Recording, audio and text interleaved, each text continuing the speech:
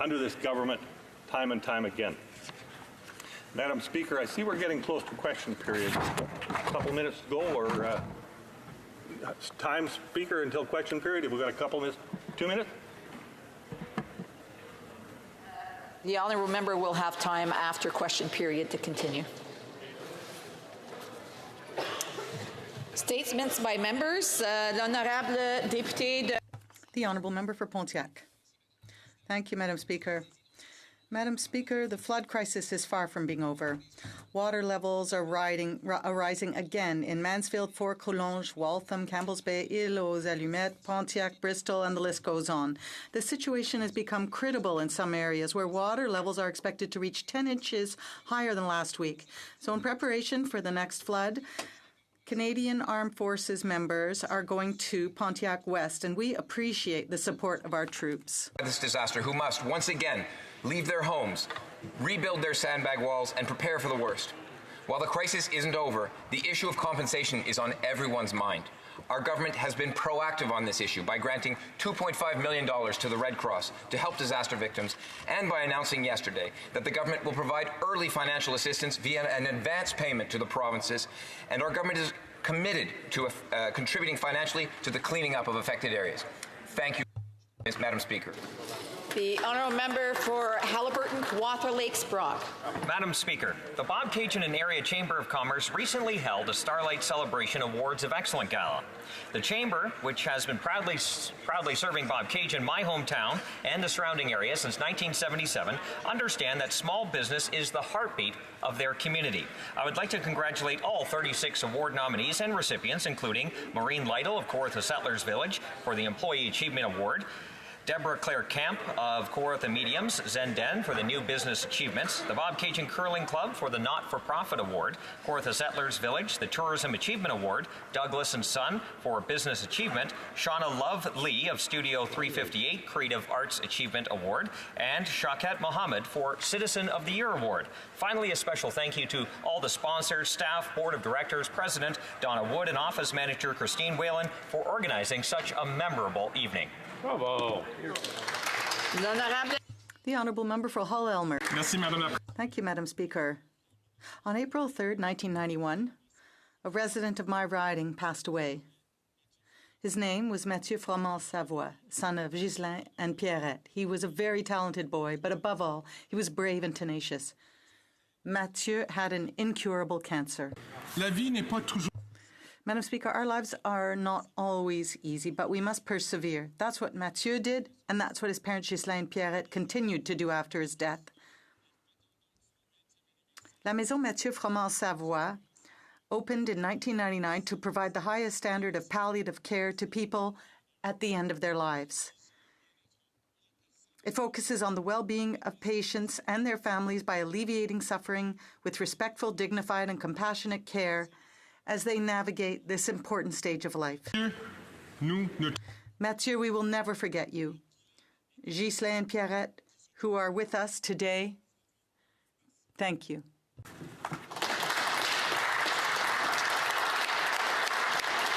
The honourable member for Saskatoon West. Madam Speaker, in April I visited seniors' residences in my riding, and I want to thank the folks at Riversdale House, St. George's, Kiwanis Manor, King Edward Place, Harryland Court, Shepherd's Apartments, McNaughton Place, and McCaskill Manor for their warm hospitality and great conversations.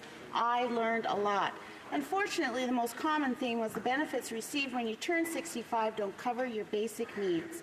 Every day these folks are making tough decisions between enough food, never mind healthy food, and life-saving medications.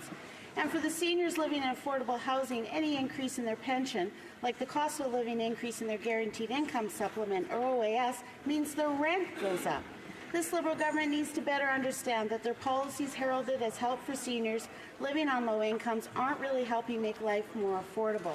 Seniors in my riding were very clear on what would make life affordable on a pension: universal free prescription drug coverage. Pharmacare is the help they need and want now. Thank you, Madam Speaker. The honourable member for Ottawa West, Nepean. Madam Speaker, the last few weeks have been emotional and difficult for communities along the Ottawa River. 2 record-breaking floods have occurred now in 3 years in my riding of Ottawa West Nepean. The communities of Britannia, Belltown, Crystal Bay, Rocky Point, Lakeview, and many others have been battling historic rising water levels that are threatening our homes. In trying times like these, I was proud to witness the strength and power of people coming together to support our community. The thousands of volunteers who work tirelessly filling 1.5 million sandbags across the Ottawa-Gatineau region. To the community volunteers, the NGOs such as the Ottawa Volunteer Search and Rescue, the Salvation Army, and the Red Cross, the first responders, local businesses, and Canadian Army personnel in Operation Lentus, especially the 2nd Combat Engineering Regiment. On behalf of all of us in this chamber, we thank you for your hard work and dedication to our community. Thank you. The honourable member for Sarnia-Lambton. Madam Speaker, as the Shadow Minister of Health, I'm pleased to celebrate National Nursing Week. The theme for 2019 is Nurses, a Voice to Lead, Health for All. This is appropriate given the leadership of over 421,000 nurses on the front lines of our healthcare system across Canada. Each and every day they deliver compassionate, professional care to their patients. I know this very well because my daughter is a nurse who has worked in intensive care, in home care and palliative care, cardiac care, and the emergency department. She and many nurses like her across our nation endure difficult working conditions, violence from patients, and they still deliver excellent care.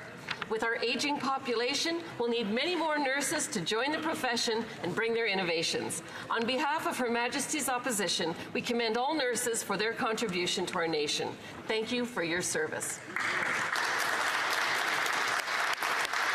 The honourable member for St. John Rothsay. Madam Speaker, as residents of a coastal community, we live on the front lines of the battle against climate change in St. John Rothsay. And to the incredible young leaders from St. John High School, St. Malachy's High School, Harborview High School, Simons High School, and Rothsay High School, who demonstrated last week to call upon their elected representatives to take concrete action to tackle climate change, know this. I rise today on this Friday for Future to stand in solidarity with you by standing in support of our federal government's plan to tackle climate change. Our government's plan is the most ambitious federal government climate action plan in Canadian history, and you, the incredible young leaders in St. John Rothsay who took to the streets to demand climate action, deserve a member of Parliament who will stand up for you in this place and standing up for such ambitious climate action. Thank you, Madam Speaker. The honourable member for Charlottetown. Madam Speaker, yesterday in his hometown of Georgetown, PEI, Dennis King was sworn in as the 33rd Premier of Prince Edward Island along with his cabinet. I rise to offer my congratulations to Premier King and his government.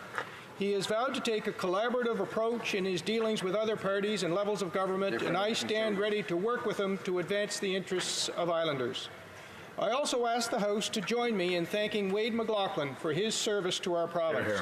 He's balanced the books and achieved remarkable success in employment, economic, and population growth. After a distinguished career in academia, he took on what he referred to as his retirement project, the premiership of the province that he loved. His incredible intellect, photographic memory, and a killer work ethic have served Islanders well. He left the place better than he found it. He poured his heart and soul into public service, and for that I offer gratitude and respect. Thank you, Madam. The honourable member for York Simcoe. Madam Speaker, residents of York Simcoe went to the polls just 3 months ago to elect me as their Member of Parliament. But most can't wait for the opportunity to vote again this fall. I don't blame them. The people of York Simcoe are tired of this Liberal government's record of broken promises, ethics scandals, economic failures, and foreign policy blunders. The Prime Minister promised sunny ways in 2015 with a new approach of honesty and responsibility.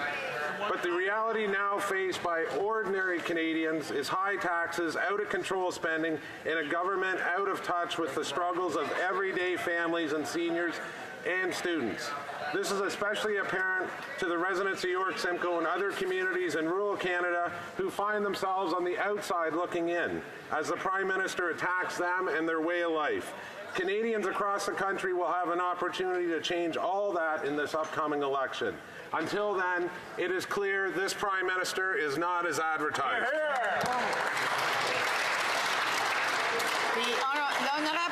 The Honourable Member for Vaudreuil-Soulanges. Madam Speaker, volunteers are the bedrock of our communities. These are ordinary men and women who do extraordinary things. These are people who, on top of helping others, build better communities for all. Today, I wanted to take a moment to recognize members of my community who improve the lives of others one selfless act at a time. These are local heroes, such as the hundreds of volunteers giving their time at the Hudson Palliative Care Centre, or the ones helping out community members in need. And organizations like the Scouts, the Guides, the Cadets, Nova Hudson, L'Actuel, Moison, Sud-Ouest, Les Maisons des Jeunes, et Le Pont Bridging. It's also our farmers, business owners, and neighbors young and old who more recently help prepare meals and fill sandbags for neighbors whose lives have been touched and impacted by this year's historic floods. Au nom de cette chambre, on behalf of the House, I would like to thank all the volunteers who, thanks to their service and generosity, make our community and our country a better place. Thank you, Madam Speaker. The Honourable Member for Sackville, Preston, Chesapeake. Thank you, Madam Speaker. I would like to recognize the vital work that first responders do to protect and serve our communities. Each day, they bravely put their lives on the line to ensure that we can live with peace of mind. This weekend, in my riding, there are two great events. The first, a car wash at the Gordon Snow Community Centre by volunteers, hosted by volunteer firefighters from stations in Fall River, Wellington, and Waverley. All proceeds of the car wash will go towards Camp Courage. This camp introduces young women to the demands of being a first responder and encourages them to pursue a career as first responders. The second event is an emergency preparedness jamboree in Porters Lake. The annual Jamboree is a community awareness project that can help prepare residents and their families for any type of emergencies. Madam Speaker, I would personally like to thank all first responders for their tireless work for our communities. Thank you. The Honourable Member for Calgary, Midnapore. Madam Speaker, the Liberals' anti-energy policies and legislation have destroyed Canada and Alberta's reputation as a stable, fair, predictable destination for energy investment. The Prime Minister has failed to take substantial action or exert federal jurisdiction to ensure TMX could be built by the private sector. He cancelled the Northern Gateway Pipeline and he killed the Energy East Pipeline with red tape and regulations. He implemented a carbon tax, which does nothing but make life more difficult for Canadian families and small businesses. Canadians cannot afford to continue paying for the Liberal government's failings. More than 100,000 people in the energy sector have already lost their jobs. But hope is on the horizon with a newly elected United Conservative Party in Alberta. And an increasing number of provinces representing 59% of Canadians oppose the Prime Minister's carbon tax. Madam Speaker, Canadians aren't stupid. They know this tax is just another money grab for this Liberal government. And it's clear this Prime Minister is not as advertised. The Honourable Member for Oakville North, Burlington. Thank you, Madam Speaker. May is Williams Syndrome Awareness Month. Williams Syndrome is a genetic condition that remains virtually unknown. Medical, developmental, and learning challenges typically occur alongside unique abilities, such as advanced verbal and communication skills, highly sociable personalities, and a passion for music. Those abilities describe my friend, Karina Scally. Karina lives with Williams Syndrome and has been selected again this year to participate in the Lifting Lives Music Camp in Nashville, designed for young people with Williams Syndrome. The Academy of Country Music was so impressed by the song her group wrote a few years ago that it invited them to perform at the Grand Ole Opry. Karina received the Queen Elizabeth II Diamond Jubilee Medal for her work in our community. Join me in raising awareness of Williams Syndrome so all individuals with Williams Syndrome will have the support they need to live healthy, self-directed, productive, and fulfilling lives like Karina does. Thank you, Madam Speaker. The Honourable Member for Sherbrooke. Madam Speaker, this year I had the privilege I have the privilege of being the President of Honor of the 19th Golf Tournament organized by Diabète Estrie. This is a not-for-profit organization made up of individuals with diabetes, their loved ones, and health professionals who try to make the daily lives of people with diabetes easier. With the money collected, Diabète Estrie will be able to send young individuals to specialized camps tailored to their needs, as well as continue their mission to inform, raise awareness, train, and support research, and ensure that this services are delivered and the rights of people with diabetes are protected. I would invite everyone to participate in this event on June 7th, and I would like to thank the members of the organizing committee, as well as the many volunteers who devote themselves to this cause each year. See you on June 7th. The honourable member for Calgary Rocky Ridge. Mr. Speaker, Madam Speaker, in 2015, the Prime Minister promised small annual deficits with a self-balancing budget by 2019, but instead, we got the biggest peacetime debt accumulation outside of a recession. He promised openness and transparency, and we got cash for access fundraising and illegal vacations. He promised to help small business owners, then called them tax cheaters and threatened their savings.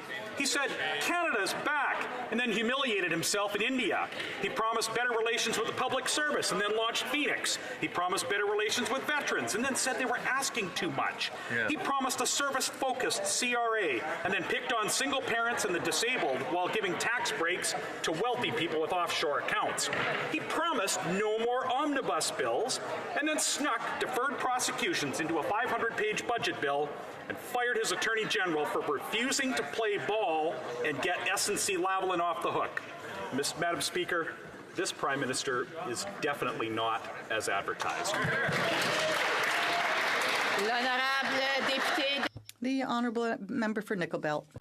May is Speech and Hearing Month. It is important to recognize Canada's outstanding speech language pathologists, audiologists, and communication health assistants, which I was honoured to be working for at the as the regional director of the Canadian Hearing Society. Speech Language and Audiology Canada will be highlighting the importance of early detection and intervention of speech, language, swallowing, hearing, and balance disorder. This builds on the early detection report card released last month that noted that Canada's overall grade still remains insufficient. Madam Speaker, the ability to speak, hear, and be heard is so important. Where a child lives should not determine whether or not they have access to hearing health services. Whether they work with a child, a hearing-impaired adult, or a family dealing with dementia, these professionals do their best to ensure optimal communication health. I call on my colleagues to join me in recognizing Speech and Hearing Month in Canada. Oral questions, questions orales. The honourable member for Durham. Madam Speaker, Scott Bryson wanted to stop the $700 million Davie shipbuilding contract. Scott Bryson, Judy Foote, and the MP for Beauséjour were lobbied by corporate friends to kill the deal. The only reason they didn't was the fact that their actions at Cabinet leaked out. Admiral Mark Norman was not the source of the Cabinet leak, but his was the only name put forward to blame. Why? The Honourable Minister of Justice and Attorney General. Mr. Speaker, Madam Speaker, we have full confidence in our government institutions, and they all function very well in this case. The RCMP investigated, Madam Speaker, and laid charges. The investigation, the decision to lay charges, and the prosecution was handled by the Prosecution Service of Canada, Madam Speaker, as was the decision to stay charges. All of those decisions were made independently of the Department of Justice, of my office, and of the Government of Canada, Madam Speaker. Our institutions are functioning well, and the rule of law is alive and well in Canada. The honourable member for Durham. Madam Speaker, we're confident the Director of Public Prosecutions did their job and made the right call to admit there was no case against Mark Norman, but Mark Norman's name was first given to the RCMP by the Prime Minister. Mark Norman was not at the Cabinet meeting. Mark Norman was not the source of the Cabinet leak. In fact, he was just one of 73 names of people that knew about Scott Bryson's attempt to kill the Davie deal. Why did the Prime Minister single out Admiral Mark Norman to blame for the leak from his Cabinet meeting? Here, here. The Honourable Minister of Justice and Attorney General. Madam Speaker, as the honourable member well knows, investigations are the realm of the RCMP in Canada, and they did that. Madam Speaker, as the honourable member well knows, the decision to lay charges, to evaluate that evidence and lay charges, rests with the Public Prosecution Service of Canada, and that was done here, as was the decision to stay charges, Madam Speaker. The honourable member for Durham.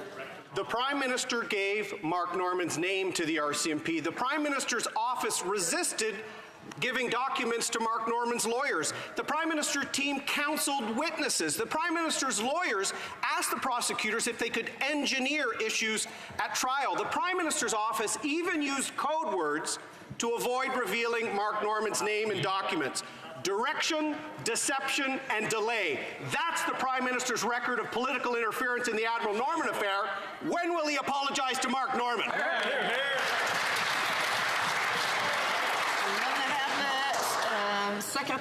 The Honourable Parliamentary Secretary to the Minister of Veterans Affairs.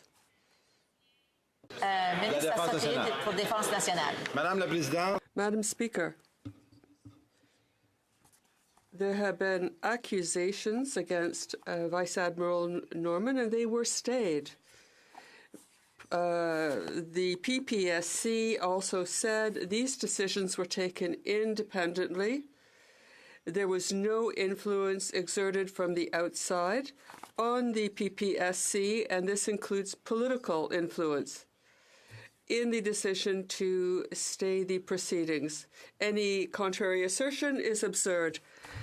The honourable member for Bellechasse.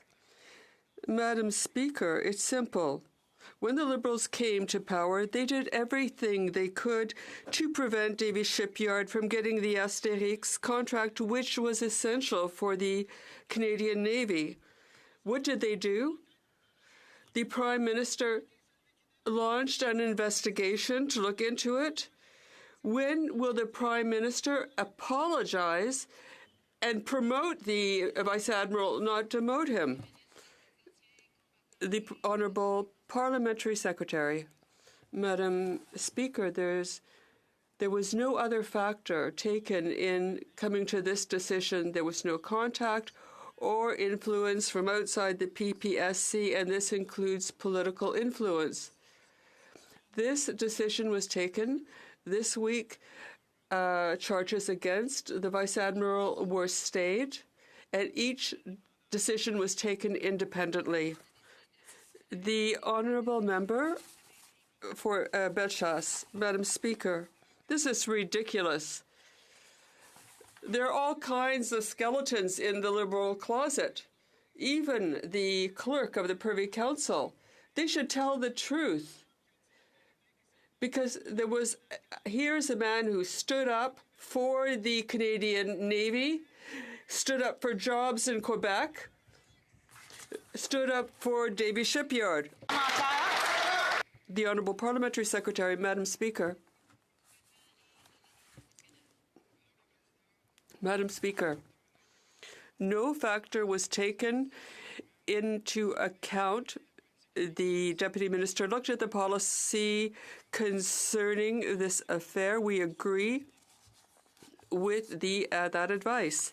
Member for Churchill, Kiwatanuk, ASCII. Mr. Speaker, let's look at Liberal government rhetoric versus Liberal government action on climate change. They said they'd put a price on carbon, but it won't apply to 80% of major emissions. They said they were going to force corporate Canada to take the climate crisis seriously, but here's $12 million for fridges, Loblaws.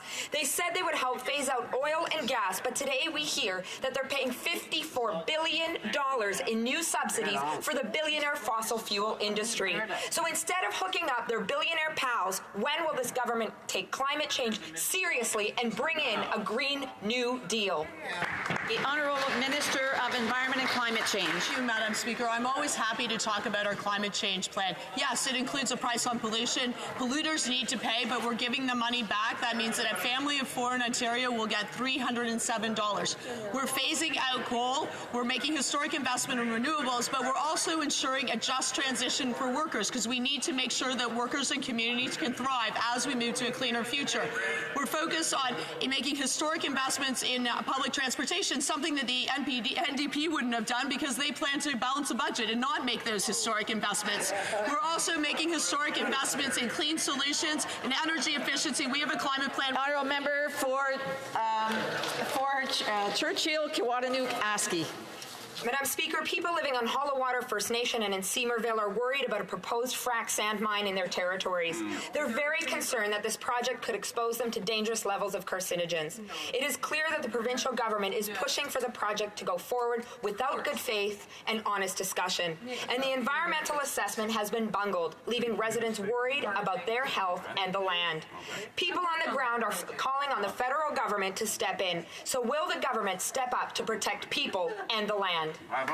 The Honourable Minister of Environment and Climate Change. Madam Speaker, we believe in the importance of proper environmental assessments. That's why we are rebuilding trust in environmental assessments through Bill C-69, unfortunately opposed by the Conservative Party. That will ensure that we do environmental assessments in consultation with Indigenous peoples at the start. That means that we will be listening to the public, that we will be making decisions based on science and evidence, and we will ensure that good projects go ahead in a timely fashion. The Honourable Member for Sherbrooke.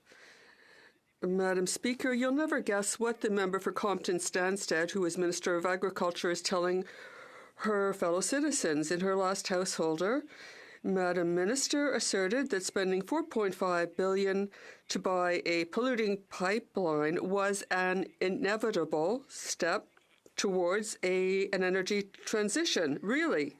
It's as if you were taking the chain off your bicycle to go faster. Will the minister rise in this House to explain her rationale and say why this is inevitable? $4.5 billion for a pipeline towards energy transition? Madam Speaker, we are following the advice of the Supreme Court. We have consulted with Indigenous communities. We've had roundtables on the form that consultation should take. We have spoken and consulted with many stakeholders. Every day, we're going forward in the proper way. The Honourable Member for Sherbrooke. Madam Speaker, a leader does not spend this much on an oil pipeline. The IMF says that subsidies given to the fossil fuel energies add up to $54 billion. $54 billion. And this government says it's a leader in the fight against climate change. A leader doesn't buy an old pipeline for billions of dollars. The government will the government launch a transition towards renewable energy? Climate change. Madame la Présidente, soyons clairs. Madam Speaker, let's be clear. We have already eliminated 8 out of 9 subsidies to fossil fuels. We are ensuring a fair transition. We want this not only in Canada but in the world. We're a leader worldwide in dealing with coal. We're investing historic funds in renewables, in public transit, in clean energy, and in measures that will help stop pollution and help families. Thank you, Madam Speaker. Everyone who knows Admiral Norman knows him to be a respected, dependable, and distinguished member of the Royal Canadian Navy. So why is it that the Liberals couldn't have given him the benefit of the doubt by keeping his job open for him? And why didn't they pay his legal fees until 3 days ago when they were shamed into doing it? Madam Speaker, why? The Honourable Parliamentary Secretary for Veterans, to the Minister for Veterans Affairs. Week's decision, the Deputy Minister has received the policy in place regarding Vice Admiral Norman's request to have his legal fees paid for as it relates to this case. We agree with your advice, Madam Speaker. Thank you very much. The Honourable Member for Bow River. Thank you, Madam Speaker. It is increasingly clear that the Prime Minister's government politically interfered in Mark Norman's case, just like in SNC-Lavalin. This government withheld documents and others by blacking pages totally out. They used code names to hide their actions. They coached witnesses. Mr. Norman's lawyer was clear. The documents should have been handed over to the RCMP and to the prosecution. Why wouldn't the Liberals release the documents to Mr. Norman's defense team, or even unredacted? What is the Prime Minister trying to hide here? The Honourable Minister of Justice and Attorney General. Madam Speaker, I would like to remind this House that the Department of Justice cooperated with the court for the production of documents. We're talking about, Madam Speaker, over 8,000 documents from 7 different government agencies. The decision to redact, Madam Speaker, is made independently of political bodies. Madam Speaker, as counsel for Justice for Admiral Norman said, our justice system is truly unassailable. It's proven itself. Our institutions have proven themselves. And, Madam Speaker, there was no interference from the government in this case.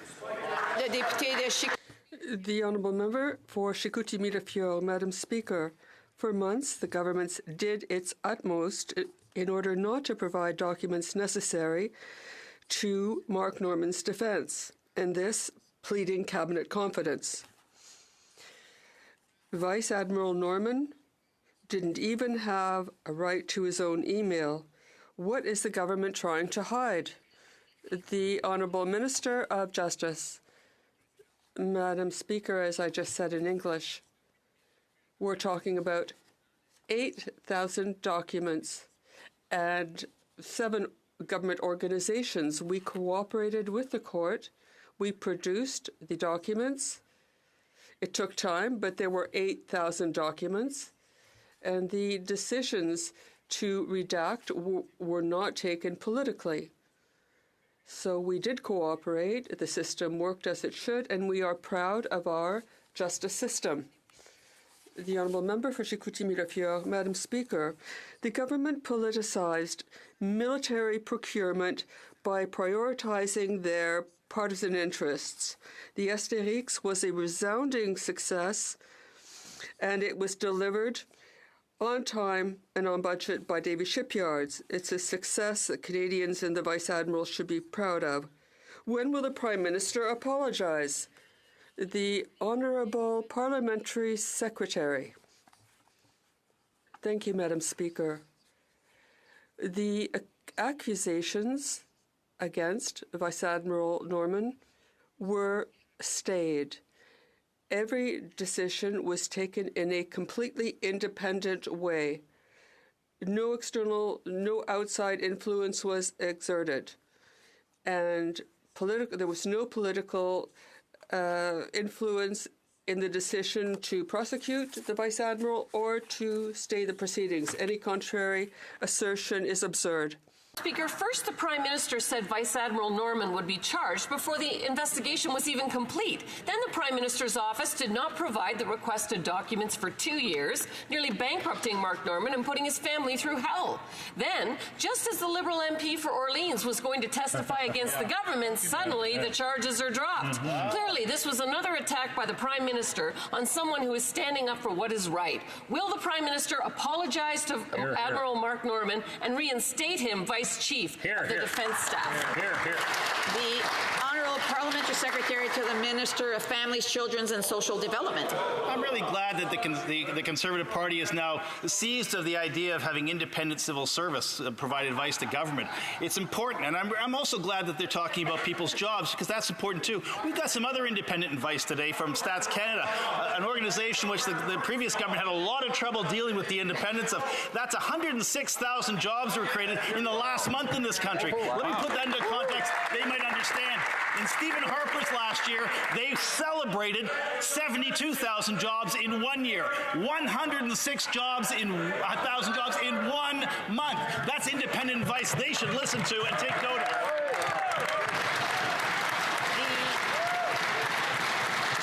The Honourable Member for Medicine Hat, Cardston Warner.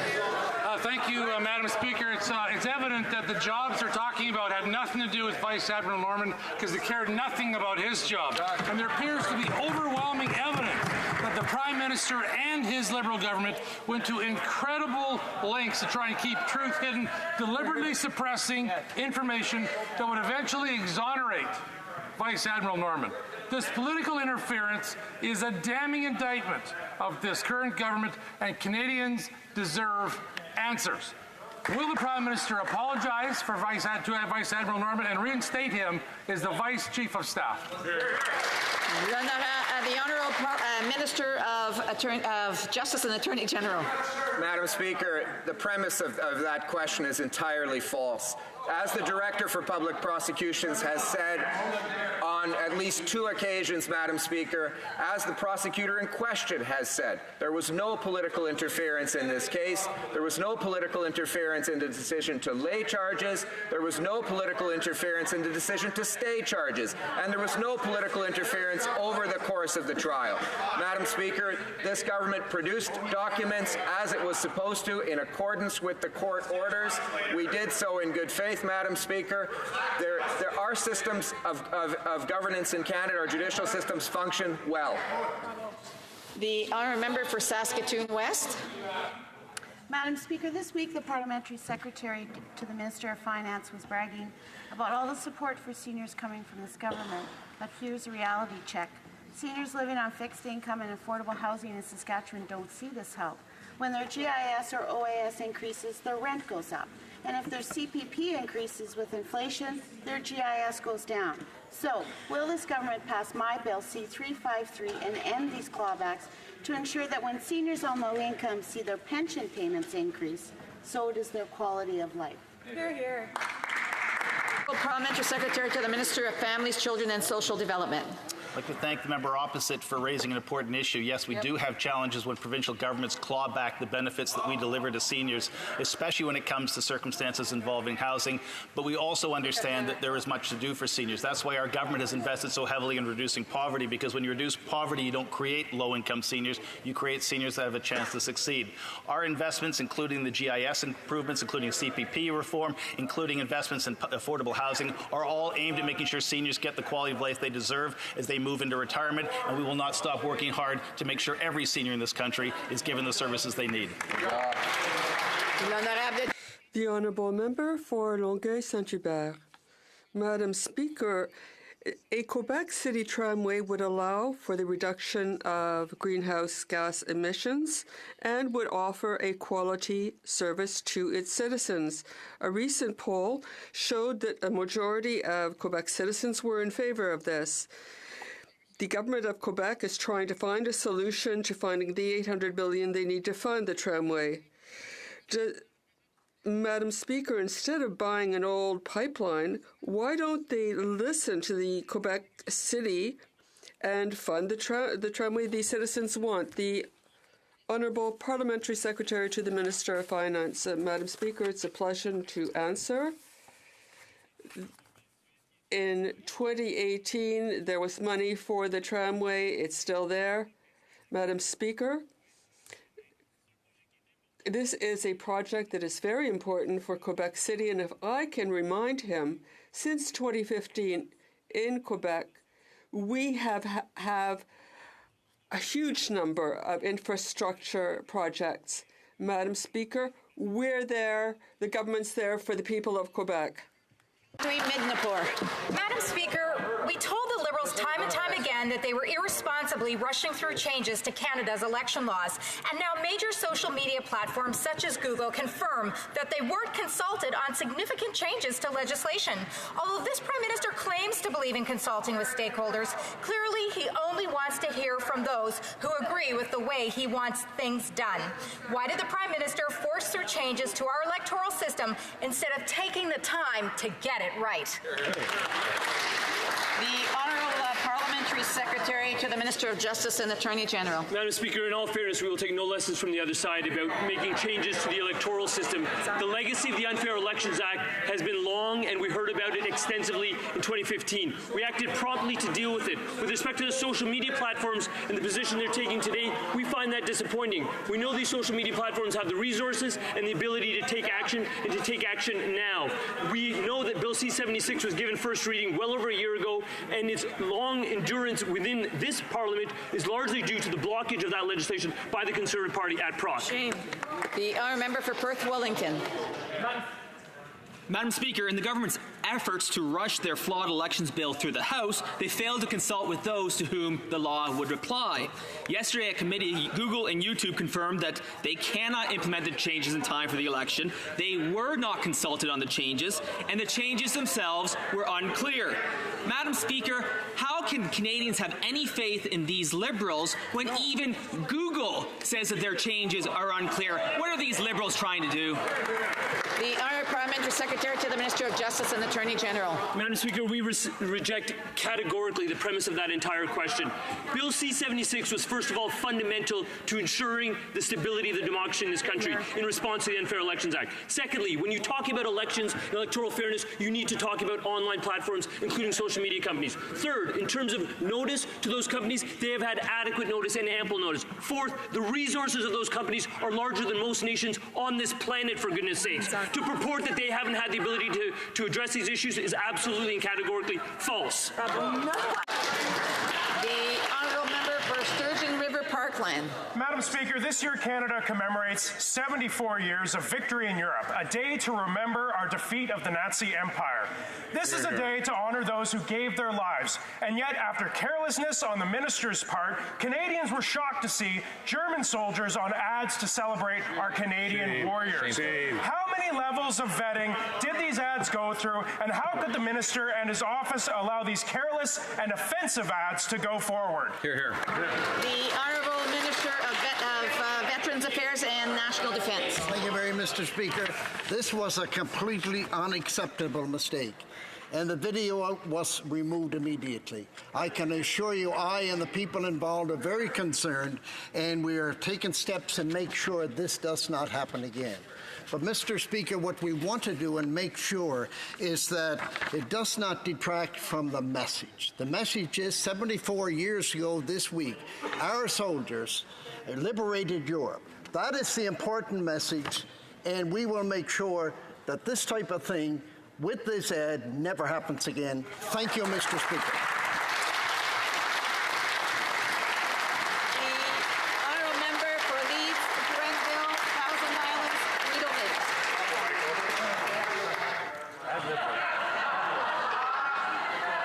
Madam Speaker, Wednesday was the 74th anniversary of Victory in Europe Day.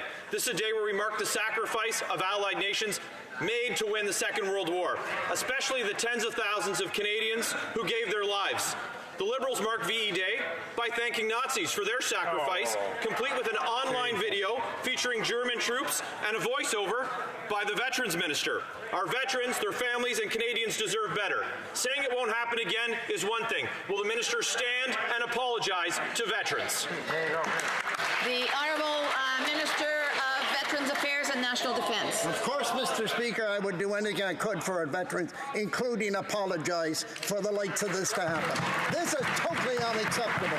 And as I said, we will make sure that this will not happen again. And I've instructed my Deputy Minister to find out just what took place, what was missed.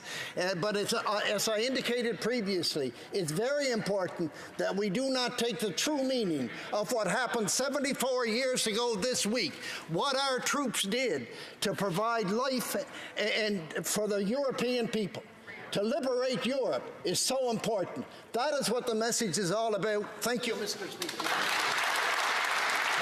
The Honourable Member for Windsor West. Windsor. Comsey. This week, I asked the government if they'll adopt a national auto strategy before more people lose their livelihoods. And this issue hits close to home in Windsor-Tecumseh. First, it was Chrysler. Now it's the Ford Essex engine plant that are eliminating shifts. This government scrambles to react, but there needs to be a master plan.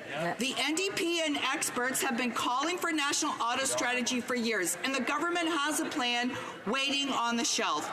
So, will the Liberals stop ignoring Windsor and southwestern Ontario, for that matter, and commit to a national auto strategy? The Honourable Parliamentary Secretary to the Minister of Innovation, Science and Economic Development. Thank you. Madam Speaker, we have a plan, and the plan is working well. The auto sector remains solid, and well placed to build cars of today and the future. In total, some $6 billion have been invested in the auto sector, creating and securing scores of jobs since we took power. Since 2015, over 11,000 new jobs were created. Investments include $110 million at Toyota Cambridge, $89 million in Guelph, $41.8 for facilities at Honda, and the list goes on. Our government is firmly committed to the auto industry. The honourable member for Windsor West. Their strategy is working so well that they actually had their incentive program that excluded the only Canadian-built electric vehicle in Canada, and we had to force them to reverse that, Madam Speaker. And the $6 billion that they talk about invested over their tenure, Madam Speaker, let's take a look at Detroit. One city alone, Madam Speaker. General Motors is investing in Detroit $8 billion. Ford $1.5 billion. Fiat Chrysler $4.5 billion. The age of innovation in auto is here. This government is nowhere in the game. Why was the Prime Minister such a defeatist when it comes to manufacturing? And why is he bringing his vision to fruition? We need a national auto strategy now.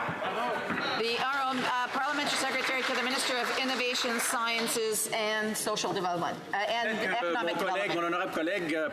I'd like to thank my honourable colleague. He will realize that we have put in place a number of strategies for the auto workers. It works. We've got $6 billion invested since 2015 in the auto sector, in our workers and Canadian workers in this sector. It's a plan that is working. These investments include $110 million in Toyota Cambridge. That's important. $49 in Guelph, which have created some 1,500 jobs. $49.8 million in facilities for Honda. And I reiterate, the list goes on. Our government is committed. Honourable member for Nepean. Madam Speaker, the jobs report released today shows biggest one-month gain since 1976. Wow. Canadians created over 106,000 mostly full-time jobs. Wage growth has also gone up. More businesses are investing, more employers are hiring, and more Canadians have good-paying jobs. Can the Parliamentary Secretary to the Minister of Employment tell what are we doing to continue this success? The Honourable Parliamentary Secretary. Order. When I recognize you, then you can speak. Otherwise, I would ask members to either listen or wait their turn. The Honourable Parliamentary Secretary to the Minister of Employment, Insurance. That's great advice, Madam Speaker. Speaker, I want to thank my colleague from Ottawa, Nepean, for asking that question, because we know that question would never come from the Conservatives. They are embarrassed to see the success of this government. Almost twice as many jobs created by this government than the Harper Conservatives. Madam Speaker, 1 million jobs since coming to power, 106,000 last month alone. We said we were going to invest in innovation, invest in people, invest in job creation. We promised that. We delivered it as advertised.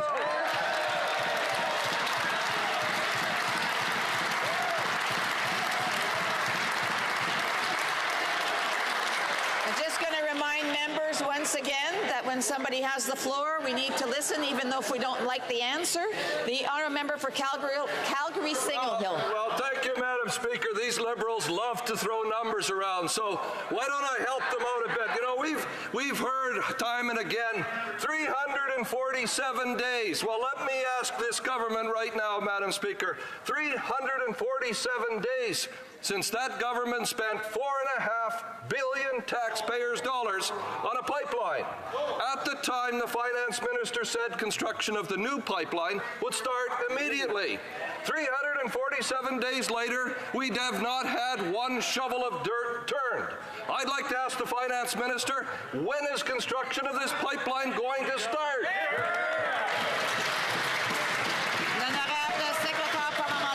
The Honourable Parliamentary Secretary to the Minister for Natural Resources.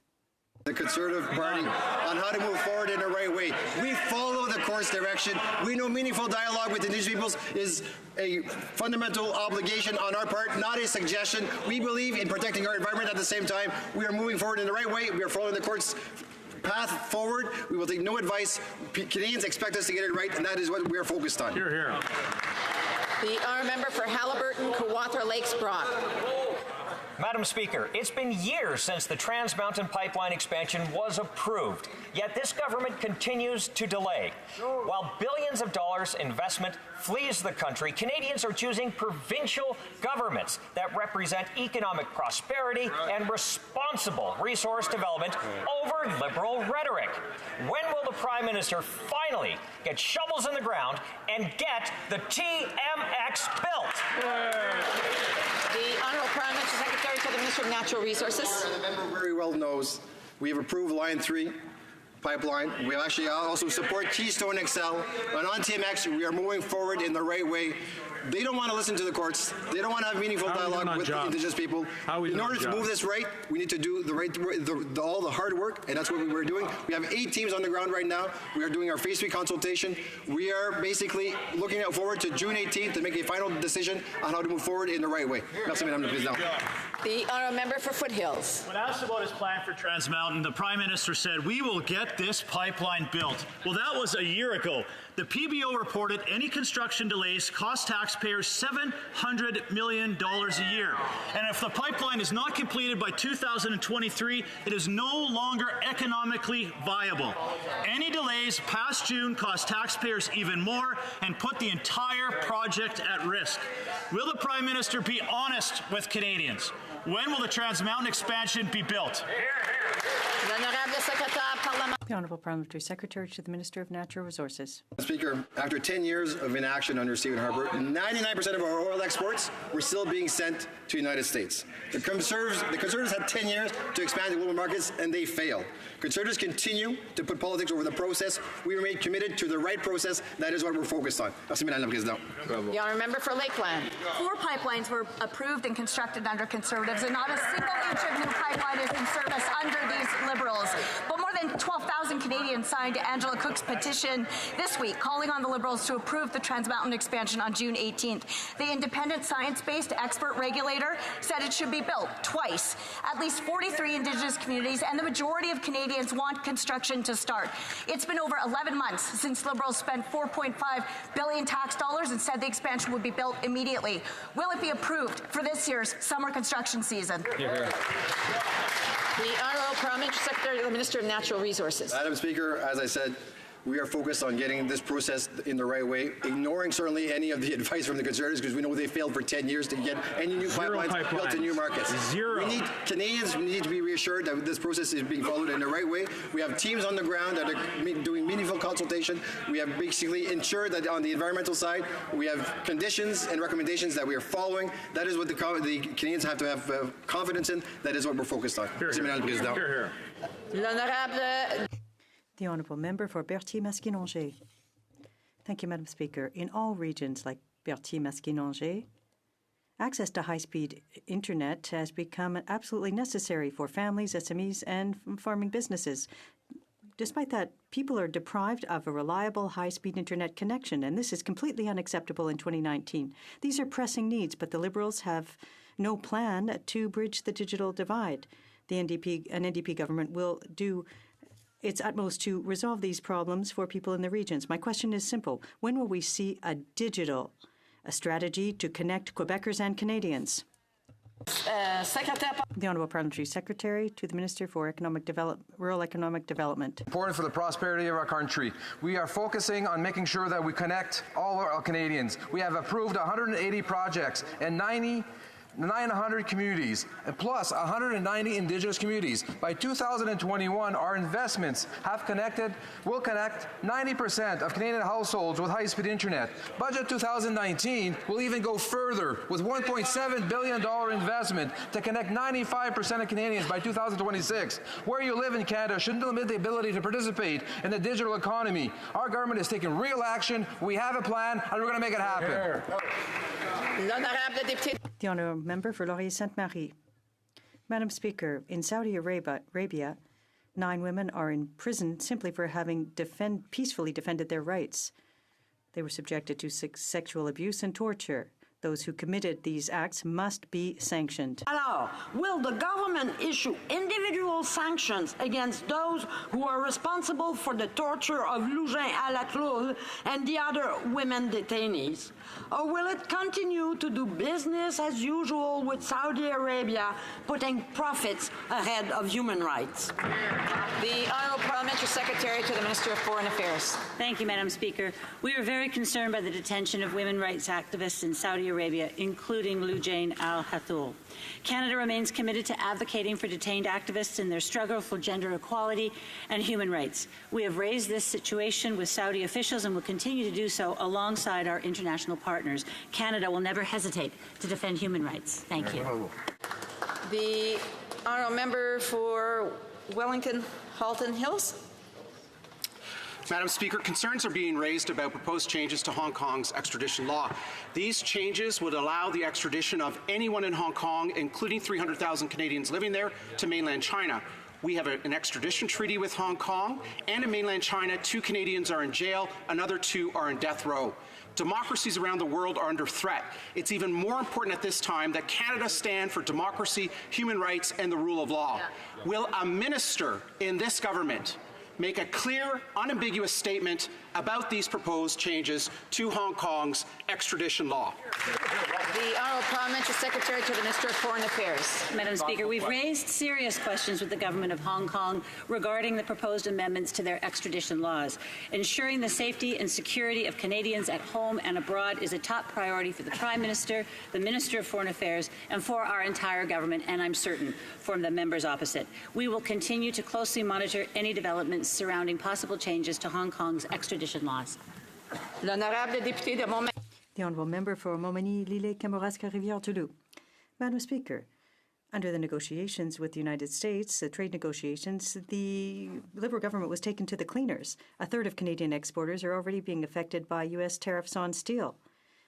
Garon, a large and excellent company in my riding, is being hit twice since May 1st by 25% Canadian tariffs on their raw material, threatening, therefore, their competitiveness and jobs. Instead of a new tax, why doesn't the Prime Minister take action to settle the dispute and get these tariffs dropped on both sides of the border, Madam Speaker? Parliamentary Secretary to the Minister of Foreign Affairs. Madam Speaker, in response to these illegal U.S. tariffs on steel and aluminum, we undertook Canada's strongest trade action since World War II by imposing $16.6 billion in countermeasures on U.S. exports to Canada. And we are constantly examining our tariff list to ensure it has the greatest impact possible. We are also providing $2 billion in support for Canadian manufacturers. This week, the Minister spoke to Secretary Mike Pompeo about the importance of removing the unjustified and illegal U.S. tariffs, once again exercising strong leadership for Canada. The Honourable Member for Calgary-Nose Hill. Our former Conservative government made the decision to retrofit a ship in order to get much-needed equipment to our Navy. Then leaked documents show that Liberals tried to stop this after a company that's friendly to the party was cheesed that they didn't get the contract. After this leak prevented the Liberals from taking this unwise course of action, they attempted to destroy the career of one of Canada's most senior military officers whose only crime was wanting to get a ship for our Navy. Why? The Honourable Minister of Justice and Attorney General. Madam Speaker, as I've said a number of times in this House and outside this House, it is the RCMP that investigates in such matters. The RCMP investigated, turned evidence over to the Prosecution Service, Madam Speaker. It is the Prosecution Service of Canada, which operates independently of government, that evaluated the evidence, that decided to lay charges, that proceeded with the trial, Madam Speaker, and ultimately decided to stay charges. Madam Speaker, all of this was undertaken independent of the government. There was no political interference, as she herself had said. The Honourable Member for Dartmouth, Cole Harbour. Madam Speaker, this week the Leader of the Opposition miraculously claimed that he now supports our Canada Child Benefit. But actions speak louder than words. The Conservative Party has voted against the Canada Child Benefit at every opportunity. Madam Speaker, they put out a tax guide that didn't acknowledge the existence of the Canada Child Benefit, but included their proposed tax credits for millionaires. Conservative MPs have called the Canada Child Benefit communistic and said CCB investments would be better spent on something else. Could the Parliamentary Secretary to the Minister of Families, Children and Social Development please remind this House and please remind Conservative MPs just how much the Canada Child Benefit... The Honourable Parliamentary Secretary to the Minister of Families, Children and Social Development. Parents and children in Canada have a very simple message for the Conservatives. Keep your hands off the Canada Child Benefit. The Conservative leader has voted against doubling it. The Conservative leader voted against indexing it. The Conservative leader voted against making it tax-free. And if you want to know what the Conservatives' plans for children is, take a look at Doug Ford's war on children in Ontario. It's what happens when a Conservative government tries to campaign without a platform. They have cut teachers for kids. They have cut libraries for kids. They have cut school lunch programs for kids. They have cut the Child Advocate. They've even cut giving out vaccines for kids. When it comes to the Conservatives, Ford's cuts hurt kids, and they are sheer stupidity. The Honourable Member for Kamloops, Thompson, Caribou. Madam Speaker, residents in BC continue to flock across the border to fill their tanks with gasoline. They're saving $25 per tank, and that matters. It matters to Canadian families. It matters to small business. It matters to tourism operators and so many more. This minister doesn't seem to understand what a difference that makes in people's lives. Increasing the carbon tax and no deadline in terms of getting Trans Mountain started is a problem. When will they get the pipeline built, and when will they get rid of this carbon tax that is hurting so many? No plan. The Honourable Parliamentary Secretary to the Minister of Natural Resources. A few things there in that question, Madam Speaker, but as I said before, we are focused on getting the TMX pipeline project done in the right way, something that Conservatives completely ignored for 10 years. You got no pipelines built. We want to make sure, Madam Speaker, they have confidence in the process. The process we got to follow is meaningful consultations, at the same time respecting our environmental obligations. That is what we are focused on. That's what Canadians have to have respect for and have to have confidence in us to get it done in the right way. Merci, Madame la Présidente. The Honourable Member for Scarborough Agincourt. Madam Speaker, removing barriers in science, technology, engineering, and mathematics STEM are fundamental to ensuring equity for researchers across our country. Our government recognizes that we must always strive to tear down these barriers and ensure underrepresented groups can succeed and thrive in the STEM fields. Can the Minister of Science and Sport please tell this House how our government's Made in Canada Athena Swan program will help us achieve this? The Honourable Minister of Science and Sports. I'd like to thank my honourable colleague for an excellent question. Will the Harper Conservatives ignore diversity in research? We understand that we cannot afford to leave any talent on the sidelines. Yesterday, I announced new grants and launch Dimensions, a Made in Canada version of the internationally renowned Athena Swan program. This will create more opportunities for women and other underrepresented groups and institutions across Canada. This has been a long-standing problem. The Harper Conservatives did nothing to improve diversity. We're taking action. For North Okanagan, Shuswap. Thank you, Madam Speaker. Liberal Fisheries Minister continue to fail Pacific salmon and the Canadians that rely on them. Evidence of this failure is another layer of fishing restrictions that will put hundreds of British Columbians out of work. Instead of working against fishermen and coastal communities, the government should work with them to restore Pacific salmon stocks. BC fishers and conservationists know how to put more salmon back in our streams and oceans. So when will the fisheries minister start working with the fishermen and not just shutting them out of their fisheries? There you go. The Honourable Parliamentary Secretary to the Minister of Fisheries, Oceans and Canadian Coast Guard. Thank you, Madam Speaker. In actual fact, this minister and this government has never stopped working with fishers, has never stopped working with conservationists.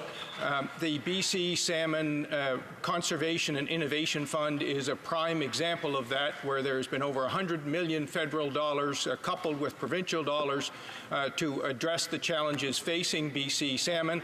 That work will continue. The consultation will continue, and we are very committed to the restoration of Pacific salmon. The Honourable Member for Montcalm. Madam Speaker, there won't be a cent prior to the election to compensate producers under supply management. The Parliamentary Budget Officer has confirmed that. But farmers are already feeling the consequences of having been sacrificed in the free trade agreements. For them, compensations aren't an elections issue. They represent an urgent need. We want tangible action, and tangible action includes a check, said producers. So, when will they be receiving their checks? The Honourable Parliamentary Secretary to the Minister for Agriculture and Agri-Food. Madam Speaker, our government has always been clear. We are the party that put in place supply management, and we will continue to defend it and promote it. We are committed to fully supporting and fairly supporting our supply managed producers with $3.9 billion in compensation for impacts under the CETA and the CPTPP. We are examining the best way of distributing the money. The Minister hopes to finalize this by the end of June. Thank you, Madam Speaker. The Honourable Member for Montcalm. Madam Speaker, a check, that's what they want. There's been more than enough reassuring words. The PBO has said that he'd be worried if he were a farmer. There aren't 36,000 ways of reassuring them. Instead of telling supply managed producers, vote Liberal if you want a check, will the government get the checks in the mail before the end of the session? The Honourable Parliamentary Secretary to the Minister of Agriculture. Madam Speaker, I will reiterate that we are committed to fully supporting producers under supply management with $3.9 million in compensation for CETA and the CTPP. We are aware of the impact affecting and the future impact of NAFTA. We will continue the discussions to establish the best way of distributing the monies. I'd like to point out that the opposition has all voted against the budget which contains the compensation for producers. The Honourable Member for Montcalm. Mr. Speaker, the Conservatives' $100 billion naval strategy was to ensure the survival of shipyards, even if that meant axing Davy and all of its suppliers, namely in the Saguenay. When they came into power, the Liberals wanted to finish the Conservatives' work, finish off Davy, deprive them of contracts, and that's what Vice Admiral Norman was denouncing. Now that they've dropped their case against the Admiral, will they stop pursuing the Conservative naval strategy and finally ensure justice for Davy? The Honourable Minister of Public Services and Procurement. Merci, Madame. Thank you, Madam Speaker. We are happy with the excellent work done by Davy on the Asterix. We are working with all Quebec companies. We have granted $1.5 billion in contracts to Quebec companies. We have entrusted to Davy part of the larger contract worth several billion. And we appreciate the work and the professionalism of that shipyard and its workers. Thank you, Madam Speaker. My question's for the Minister of Indigenous Services. When it comes to health care, Nunavut don't get the same level of support from their federal government as other Canadians. The national average for federal support is 20%. Nunavut receives less than 10%. As a consequence, the government of Nunavut is forced to pick up the tab for programs the federal government is responsible for. The GN spends in excess of $50 million a year above what they're funded to administer the non-insured health benefits program. Does the minister think this is fair, and will he work with the government of Nunavut to fully fund the administration of this program? Thank you, Madam Speaker. Parliamentary Secretary to the Minister of Crown and Indigenous Relations. Thank you, Madam Speaker. Our government is working in support of the government of Nunavut in the provision of health services to its residents. Last week, the Minister of Indigenous Services met with the Minister of Health and Finance for the government of Nunavut to discuss healthcare and a number of other shared priorities. We continue to stay in close communication to ensure that Nunavummiut have access to quality health services they need. Thank you, Madam Speaker. And that brings us to the end of question period. The Honourable Member for Edmonton West has a point of order. And Edmonton West. And I'll yell because I know it'll be difficult to be heard over the very loud jacket that the government's whip is wearing right now. Now, I'd like to, with the permission of the House, I'd like to table, please, the Parliamentary Budget Officer's Economic and Fiscal Update recently put out. The reason is we heard the Parliamentary Secretary from Global Affairs talk of the $2 billion from the steel and aluminum tariffs being used to help out the companies in Canada, this report actually shows that the huge majority of it has actually disappeared into government coffers and is not extended to our industries. Does the honourable member have unanimous consent to table the document? There's no unanimous consent. Tabling of documents, dépôt de documents, introduction of government bills, dépôt de projet de loi émanant du gouvernement, statements by ministers, déclaration des ministres, reports from interparliamentary delegations. The honourable member for Malpeque. Madam Speaker, pursuant to Standing Order 34.1, I have the honour to present to the House in both official languages 3 reports of the Canada-United States Interparliamentary Group. The first concerns the Pacific Northwest Economic Region, PENWAR, 28th Annual Summit held in Spokane, Washington, United States of America from July 23rd to 26th, 2018. The second concerns the 58th Annual Meeting and Regional Policy Forum